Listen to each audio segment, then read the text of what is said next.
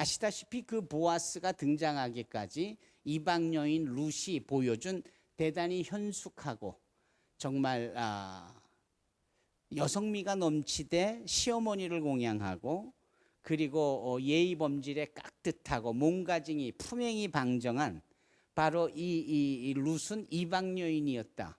이런 점에 있어서 우리 이 사회 안에 다문화 가정을 이루고 있는 이주민 여성들에 대한 우리의 보는 시각이 좀 달라져야 합니다. 그분들은 대단히 노블하고 대단히 뭐랄까요, 우리보다도 훨씬 더 삶의 그 생존을 위한 또 그 타향살이 속에서 자신을 지켜내야 되는 고단함이 있는 거지요. 이런 속에서 아름다운 것도 헛되고 그렇잖아요. 고운 것도 거짓되나 오직 지혜가 있는 현숙한 여인, 바로 이 부분을 잠언이 말씀하고 있듯이 성경에는 이 룻이 대단히 현숙한 여인이라고 룻기에도 이미 기록을 하고 있는데, 이런 점에서 이주민 여성을 보는 우리의 시각은 반드시 달라져야 합니다. 그리고 그로 인하여서 한 집안의 가문의 회복뿐만 아니라 예수 그리스도의 메시아의 계보가 이어져서 보아스와 더불어 오벳으로, 오벳으로 더불어 이새로, 이새로 더불어 다윗까지 이어지는 이 구원의 계보의 완성이 되어진다고 할 때, 여러분 마태복음 1장에는 아브라함과 다윗의 자손 예수 그리스도의 구원의 계보가 있는데 14대라고 표현을 하고 있는 이 부분에 있어서 이름을 하나 둘씩 세어보면 꼭 그 이름 속에 하나가 빠져 있는 것을 발견하십니까? 14대 더하기 14대 더하기 14대, 그러면 수학적으로 몇 세대여야 합니까? 42여야 하는데 아무리 이름을 다 찾아봐도 41밖에 없잖아요. 이게 뭐가 잘못된 것 같지만 잘못된 게 아니라 그 41이라는 이름에 우리의 이름이 거기에 더해짐으로 우리 주 예수 그리스도의 구원의 계보가 이렇게 완성이 되어지는, 이런 신묘막측한 하나님의 계산법에 우리를 구원의 자리에 서게 하신 것처럼 하나님께서는 이 큰 이 세계사적 구원의 역사에 이주민을 들어 사용하셨다 하는 점이 이 룻기를 통해서 우리가 확인할 수 있는 것이고, 우리 사회에서 너무나도 쉽게 볼 수 있는 내용이라는 사실을 우리가 이해할 수 있는 겁니다. 그래서 오늘 이 룻이 이런 표현을 씁니다. 여호와께서 네가 행한 일에 보답하시기를 원하며 이스라엘의 하나님 여호와께서 그의 날개 아래에 보호를 받으러 온 네게 온전한 상 주시기를 원하노라.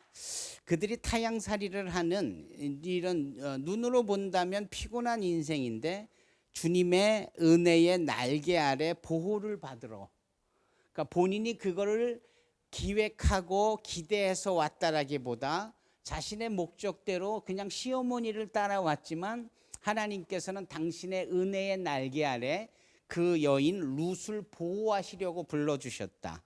그렇죠? 이 하나님의 모략은 그런 점에서 우리에게 대단히 큰 의미가 있고 이주민들이 얼마나 가치 있는 존재라는 사실인가를 우리가 알 수 있습니다. 이주민들은요 대단히 피곤하고 힘들고 어려울 수 있습니다. 예전에 비하면 그네들에 대한 복지 정책이나 또 우리가 그들을 대상으로 섬기고자 하는, 환대하고자 하는 이해 정도가 상당히 커진 것은 분명하지만 여전히 그들의 마음속에는 어려움이 있습니다. 여러분 이 모세를 한번 보실까요? 이 모세가 히브리인이잖아요, 맞지요? 그런데 이 히브리인이었지만 사실은 애굽 사람처럼 애굽의 왕자로 살잖아요. 그런데도 자기에게 젖을 물리는 그 유모가 사실은 자신을 태어나게 한 어머니 요게벳이잖아요. 그러면서 이 어머니 요게벳은 당연히 젖을 물리면서 그 모세에게 너는 히브리인이야, 너는 하나님의 선민이야, 너는 하나님의 계획 속에 주어진 존재야. 여러분 출애굽기 2장에 보면은 바로 그 어머니가 요게벳이 모세를 낳고 그 아이의 준수함을 보았다라고 할 때, 뭐 고슴도치도 지 새끼는 이쁜 법이라고 하듯이 지 새끼 안 이쁠 리가 있겠어요. 그러나 이 성경에서 말하는 준수함은 그 모세의 모습 속에 하나님의 특별한 계획이 서려 있음을 이 어머니가 안 거거든요. 그걸 준수함을 보았다라고 표현한 거거든요. 그러니까 이 어머니 요게벳이 이 모세에게 끊임없이 그렇게 교육을 했겠죠. 그렇게 겉으로는 애굽의 왕자로서 온갖 학문과 여러 가지 전문 지식을 배우고 익히며 그렇게 애굽의 시민권자와 왕자로서 살지만 속 아이덴티티는 그는 분명 히브리인이었죠. 그런 그였기에 어느 날 길을 가는데 세상에 애국 군사가 히브리인을 능욕하고 있고 패는 겁니다. 그래서 화가 난 모세가 어떻게 했어요? 그 애국 군사를 어떻게 해요? 쳐서 죽이잖아요. 그리고 흙에 이게 땅에 묻어버리잖아요. 요 짤막한 상황을 보면 이 모세가 자기가 히브리인이라는 사실을 분명히 알고 있구나. 그래서 자기 민족이 능욕을 당하는 것에 이 분노가 일어났구나. 볼 수 있는 거죠. 다음 날이 됐어요. 그가 또 걷고 있는데 이제는 히브리인들끼리 서로 치고받고 멱살잡이하고 싸우는 거예요. 그래서 이 모세가 다가가 두 사람을 말리면서 그런 얘기를 하죠. 왜 형제끼리 싸우느냐고. 그랬더니 싸우던 이 히브리인 두 사람이 아니 너는 누군데 우리의 하는 일에 관여하고 재판하려 드느냐 이렇게 표현하고 있지만 그 내용인즉슨 너는 애굽 사람 아니냐. 애굽 사람인데 왜 히브리인들이 하는 일에 왈가왈부하고 그러느냐. 이런 얘기거든요. 그 얘기를 딱 들었을 때 모세는 어떤 마음이 들었을까요? 내가 히브리인인데? 그래서 히브리인의 일에 관여를 했는데 히브리인들은 나를 애굽 사람이라고 그러네. 여기에서 얼마나 정신적인 충격이 있었는지. 그래서 그가 애굽을 떠나잖아요. 두려움도 있었고, 그래서 본인이 어떻게 해요? 미디안 광야로 갑니다. 미디안 광야에서 10년, 20년, 30년, 40년을 머물죠.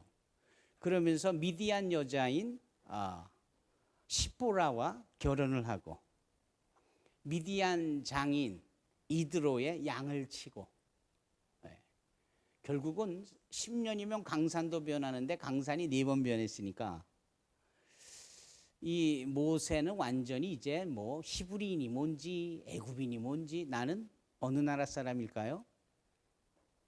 미디안 사람인 거죠. 미디안 사람인 거죠. 그러다가 어느 날 호렙산에 시나이 산에서 정말 꺼지지 않은 불이 이렇게 떨기나무 가운데 타오르는 것을 보면서 하나님을 만나 뵈잖아요. 근데 하나님 하시는 말 뭐예요? 너는 저 애굽에 내려가 내 백성을 인도해라. 그럴 때 잊고 있었던 자기의 정체성에 대하여서 궁금함이 생겨납니다. 애굽에 다시 내려가라고? 난 미디안 사람인데 애굽에 내려가라고? 애굽에 내려가서 히브리인들을 인도하라고? 그래서 혼란에 빠진 모세가 하나님 앞에 이렇게 질문하죠. Who am I that I have to go down to Egypt? 제가 누구인 건데 애굽에 내려가야 합니까? 이런 질문을 하죠. 누구이간데 이 부분이 정말 중요한 겁니다. 자기네들의 정체성에 대하여 혼돈을 하고 있다라는 거예요. 누가? 모세가. 그럴 때 하나님이 하시는 말씀이 뭐였습니까? 가라, 내가 너와 함께 할 것이다. 너는 질문을 내가 누구냐라고 물었지만 그건 중요한 게 아니야, 모세야. 중요한 건 내가 너와 함께 하느냐가 중요한 거지. 네가 애굽 사람이면 어떻고, 네가 미디안 사람이면 어떻고, 네가 히브리인이면 어떡할 건데? 한국에 들어온 필리핀어가 이 중국 사람이, 타이 사람이, 한국 사람이 그게 뭐 어쩔 때라는 거예요. 정말 중요한 것은 하나님이 함께 하심으로 주 안에서 모두가 다 한 가족이라는 사실이 중요한 거지. 국적이 뭐 그렇게 중요하냐? 뭐 이런 말씀이기도 해요. 많은 사람들이, 이주민들이 한국 사회에 살면서 이런 식의 혼돈이 있거든요. 그리고 원주민이라고 네이티브라고 여기지는 우리들조차도 우리는 한국 사람, 저 사람은 이주민, 외국 사람 이렇게 구별을 해놓거든요. 아, 이건 아니라는 거죠. 이제 이런 점에서 이주민에 대한 이해는 우리가 분명해야 되겠다 하는 점입니다. 그래서 이 사회, 특히 대전이라는 이 지역 사회에 우리 이 나무 아래 교회의 이 성도님들께서 이주민들에 대한 이해와 또 자연스럽게 우리가 상황과 환경 속에서 맞닥뜨려지는 이웃된 이 땅끝에서 온 이웃들에 대하여서 어찌할 것인가 이것에 대한 거룩한 사명감을 갖고 그 일을 우리가 감당하여야 하지 않겠느냐. 이제 그게 막 시작을 하고 코로나를 맞이하면서 우리가 다시 한번 우리의 비전과 미션을 확인해야 되고 우리가 그 일을 함께 감당하겠다는 결단이 필요하다라는 거죠. 그래서 담임 목사님께서 이렇게 이러한 시간을 준비하신 것이라고 봅니다. 예. 물론 역파송이 모두가 다 100% 성공하는 것은 아닙니다. 저도 150여 명을 보냈지만 50명을 잃어버렸어요. 잃어버린 것은 보내고 지속적인 관리가 필요한데 그 당시에 무슨 SNS가 있겠어요. 뭐 전화가 있었겠어요. 그냥 보내면은 어떻게 연락 한번 하는 것이 뭐 이런 편지 정도 이런 거. 편지가 보통 이런 식의 편지입니다.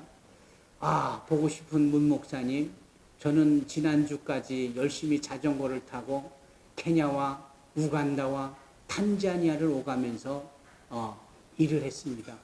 주일날 설교를 3번 했는데 한 번은 우간다에서, 한 번은 탄자니아에서, 한 번은 케냐에서 그 3나라 국경이 이어지는 곳이 마침 그분의 사역지야. 그래서 자전거를 타고 요리 가면은 케냐, 저기로 가면 탄자니아, 저리로 가면 우간다. 예? 그래서 나무 밑에서 이렇게 교회는 없고 그냥 말씀을 전하면 이제 마을 주민들이 나서 말씀을 듣고 그러는 거예요.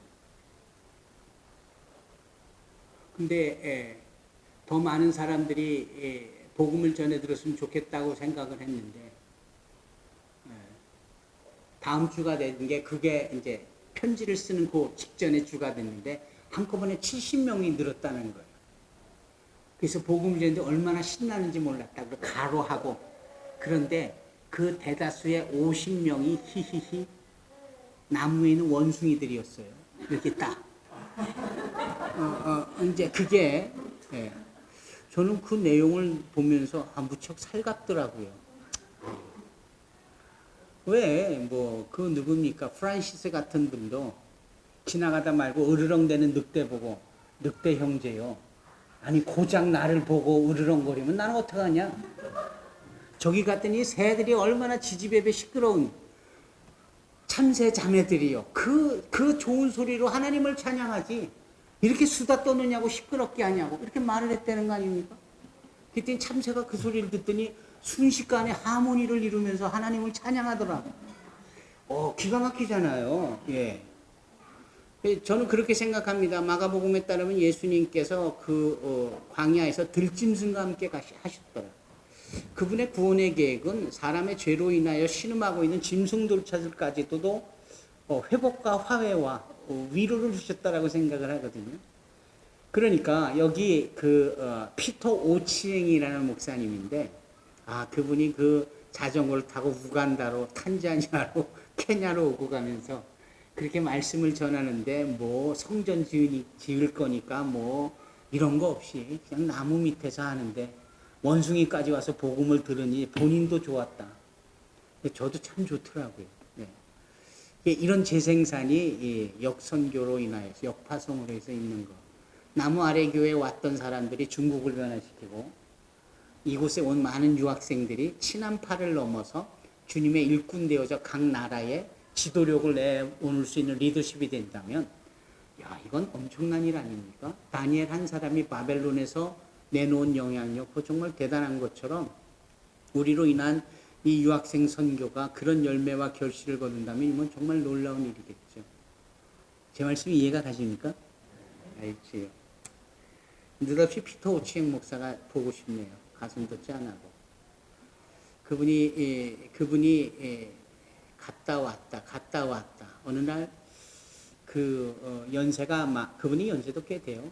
그분이 연세가 많은 조나단이라는 자기 자기 사역의 간사로서 돕는 사람을 그 케냐에서 한국에 온 거예요. 그리고는 반갑다고 저한테 전화를 한 건데 그러면서 지금 저 기도원에 오살리 기도원에 가 있을 테니까 거기 픽업을 해주면 좋겠다. 반갑다. 내가 당장 가겠다. 당장 가겠다라고 해서 전화가 왔는데 제 한국 성도께서 소천을 하신 거예요. 그래가지고 제가 자그마한 교회에서 그 소천의 즈음에서 장례 절차를 3일 동안 믿지 않는 가족을 위해서 헌신을 다했는데 저는 그 피터 오치행 목사가 왔다는 사실을 까마득하게 잃어버리고 있었어요. 그리고 장례를 다 마치고 딱 쉬고 있는데 전화가 온 거예요. 언제 오냐고. 그래서 제가 3일이 지난 뒤에 전화가 한 번 오는 거예요. 언제 오냐고. 그래서 지금 간다고. 얼마나 제가 깜짝 놀라면서 차를 몰고 그 안양에서 오살리까지 달려갔는지. 도착하니까 밤이에요. 밤에 차를 대고 딱 가는데 저 앞에 하얀색 이빨 2개가 보이는 거예요. 캄캄한 밤에 이 흑인 둘이서 날 기다리고 있는데 보이는 건 하얀 이빨밖에 없어. 그래서 내가 딱 갔더니 그 피터 오치행 목사가 그 조나단 간사 보고 나를 보면서 이렇게 얘기를 하는 거야. 거봐, 온다고 했잖아. 지금 갈게. 그리고 3일 뒤에 제가 온 거 아니에요? 근데 이분은 3일 동안 기다리면서 거봐, 온다고 했잖아. 저는 아프리카 영성을 위대하다고 여깁니다. 야, 저런 분들이 그 척박한 아프리카에서 복음 사역을 할 때 우리가 선교학을 말하고 선교 전략을 말하고 어쩌고 저쩌고 이게 무슨 의미가 있는가? 야, 그런 분들하고 이주민 선교 사역을 통해서 같이 협력을 하면 그건 대단한 일이잖아요. 네, 그렇죠. 결국은 우리가 만나서 가지고 있는 접촉점 그리고 공통 분모가 있다면 가정이에요. 가정. 부모님들, 형제 자매들. 그러니까 종교색을 넘어서 공통적으로 얘기가 될 수 있는 아젠다는 역시 가족 이야기예요. 그런 것처럼 가족 못지않게 음식에 대한 부분은 우리가 함께 늘 먹는 거라 음식으로 여는 대화, 음식으로 여는 관계에 있어서의 음식이 차지하는 기능적인 역할은 대단히 높죠. 그리고 그네들에게 뭔가를 하게 하기보다 우리가 준비해서 주는 뭐 그런 거죠.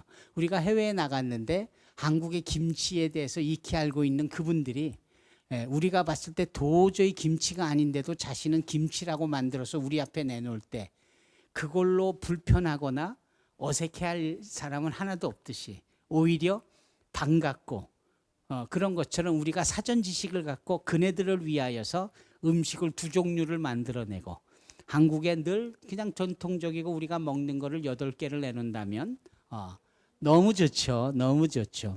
결국은 그렇게 초대해서 환대하고 먹이는 일이 많아야 되겠고요.